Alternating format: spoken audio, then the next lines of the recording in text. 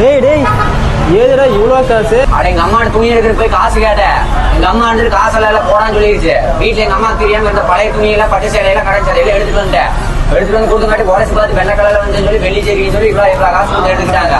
இது ஒண்ணு மட்டும் சிவப்பு கலர்ல வந்துச்சாமா, இது வந்து எடுத்துக்க மாட்டாங்களாமா. உண்மையை தான் சொல்றேன். ஆமாங்க, உங்க வீட்டுல இருக்கிற பழைய கிழிஞ்ச பட்டுப்புடைய எல்லாம் ஸ்ரீ ஆண்டாள் பட்டு சென்டர்ல கொண்டு வந்து கொடுத்தீங்க அப்படின்னா உரசி பார்த்து வெள்ளி ஜரிகையா இருந்துச்சு அப்படின்னா அதிகமான காசு கொடுத்து வாங்கிக்குவாங்க. இதுவே சிவப்பு கலர்ல வந்துச்சு அப்படின்னா அதை வந்து எடுத்துக்க மாட்டாங்க. நீங்க கொண்டு வந்த பட்டுப்புடைக்கு உண்டான காசுங்க.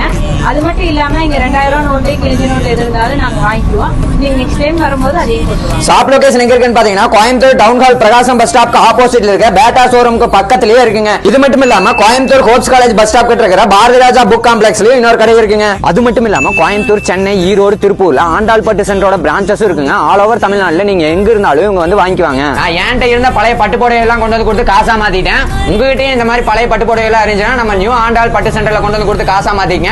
உங்க ஃப்ரெண்ட்ஸ் யாராவது பட்டு சேலை எங்க கொண்டு காசா மாத்துறதுன்னு தெரியாம இருக்கிறவங்களுக்கு இந்த வீடியோ மறக்காம ஷேர் பண்ணி விட்டுருங்க. இந்த மாதிரி மோர் வீடியோஸ்க்கு மறக்காம பொள்ளாச்சி மாப்பிள்ளைய ஃபாலோ பண்ணிங்க. ஓகே நண்பா, பை. நெக்ஸ்ட் வீடியோல பார்க்கலாம்.